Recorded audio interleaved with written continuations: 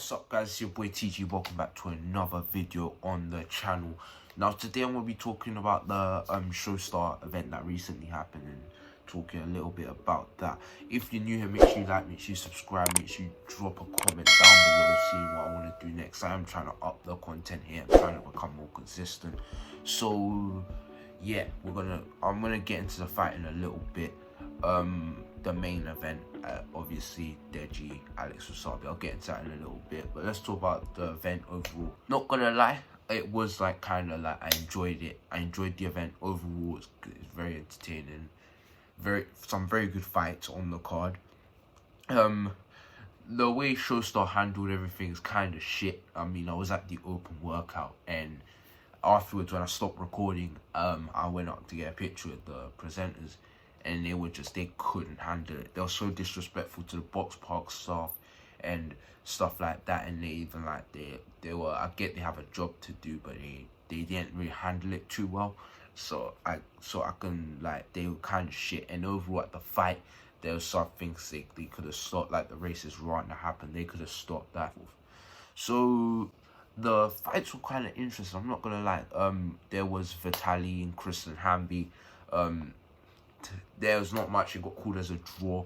Although, not gonna lie, like Kristen Hamby admitted to like headbutting Vitaly, and he didn't get disqualified yet. Ryan and DK Money, Ryan headbutted him and got disqualified. But to be honest, the judges, it didn't seem as obvious in the Vitaly Kristen Hamby fight as it did in the Ryan Taylor fight. Ryan had DK in a headlock and then went to follow like headbutt him. So it was kind of entertaining, but at the same time, Showstar could have handled a few things better on what I thought, anyways, from what I watched. Few other interesting fights. FaZe Temper versus Kenny. That was quite good. It went all the rounds. It got called as a Kenny win. And I'm not gonna lie, even me being a Kenny fan, I think it was very tight, very close. I don't know who to say who won, because I didn't really, like, for me, as a person who doesn't know much about boxing, I wouldn't really know. And like, yes, Kenny got in less punches and whatever. And Temper did his thing, but I don't really know who won in that fight. Genuinely, it's not being biased. Like, I genuinely don't know who won in that fight. But it would be good to see a rematch, because I heard that Temper wants a rematch. So yeah, that's interesting. I'd love to see how that goes down and stuff like that. There's a few other good fights. One of them is just like clenching all the time. I don't get it. It was like, it's just a bit weird, a bit shit. And yeah, that's all I have to say about the other cards. Some of the other cards were really good. Like Arms, I had a feeling that Arms would win. Minicon, I enjoyed that bout, but I'm glad that Arms won the fight. Props to Arms. Props to Kenny as well. But as I said, I don't genuinely know who won that. I think it should have been called a draw personally, because I don't think Kenny nor Temple won that fight. I think it should have been called as a draw. But on to the main event anyways. Deji versus Wasabi. Now, I've watched Deji's video on it. I watched JJ's video on it. And they're kind of like, Deji is on his third loss now. And it's kind of disappointing, because I really was hoping Deji won this fight. Definitely gotten a lot better. You can see that in his technique and stuff like that. You can definitely see he's got better than his last fight. He was bigger. He had not much stamina. He was not fit to box. He was not ready for the fight, and he kind of underestimated the fight. He still, like, this time, I'm glad it went all the rounds. You know what I mean? Like, I'm not surprised, but how do I say it? I'm not completely mad at Deji, because he didn't really necessarily get knocked out, but he didn't take a knee to go and recover or anything like that. He actually did the full rounds, and I'm impressed. I can't lie, I'm impressed. But there was a few things that JJ mentioned that I will bring up that I noticed as well.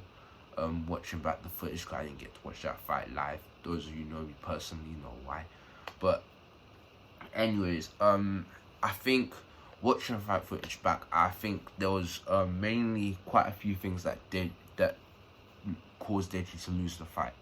One, he didn't train long enough. Technically 3 weeks of training won't do you any. It definitely improved with 3 weeks, but he needed longer than that. He got the weight down and all of that stuff. Yes, well done, but he needed a lot more time to train. He should have gone in and done more. And even JJ said that like he wasn't as committed. Like he went for a run and did 1K instead of 5K. And I'm like, I'm there thinking like you can't be slacking like that, especially in boxing. Like, I'm not a boxer, I don't watch a lot of boxing, but I know it's sort of sport to be messed with. I know people get killed in it. I know that risk is there. As a boxer, if you claim to be a boxer, you have to put it in. You don't train like a YouTuber, you train like a boxer, not like you don't go in for 3 weeks and then go into a fight. You should be training in a camp from like a month, 2 months. That's the kind of range we're talking here. And another thing that was, he was slipping backwards, and I know like Alex Wasabi's got a better reach than Deji has, because obviously he's taller, so he's gonna his reach is gonna be better. He's gonna longer. Say for example, I'm 6'2". If I fought someone that's 5'10", I could get like my arms are longer, so I could get better reach on the opponent. And obviously Deji was slipping backwards instead of slipping forwards. Instead of going forward, he went backward, and he was just staying on the outside of Wasabi. And obviously that's a big issue, because if you're staying on the outside of someone, you can't go in to get those punches and stuff like that. And if you can't go in to get the punches, you're not going to get that win from the judges. You'll obviously get a loss. So Deji obviously threw less punches because he kept on slipping backwards. And obviously, like, I'm not gonna knock him for that. Like, at least he went all the rounds. But the thing is, when you're in boxing, like JJ said, you like being on the outer circle with someone who's got a better reach than you is just a big issue. Like, you can't do that. You got to slip forwards instead of slipping backwards. And I'm not gonna act like I know a lot about boxing. I don't, but I do watch, like, sometimes I watch the occasional boxing video. Watch that because I want to get into it. I want to start training, do boxing training and stuff like that.